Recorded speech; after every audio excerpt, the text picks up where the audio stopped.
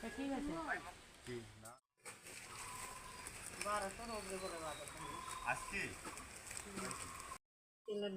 ব্যাগের কাজ করি, ব্যাগের কাজ করে প্রায় 200 টাকা ইনকাম করি, ইনকাম করে কিছু সংসারেরও কিছু সংসারও তো কিছু। আমি এখানে ব্যাগের কাজ করে আমার মেয়েকে লেখাপড়া করাই, আর এখানে ওই টাকা দিয়ে আমার মেয়ে কাপড় চোপড় তারপরে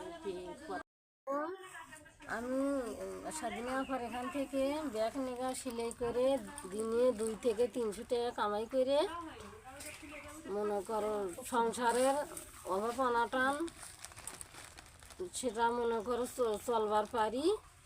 আর হলে টাকা জোরে জোরে মনে করো হলে বেটির জন্য জিনিস বানাছি।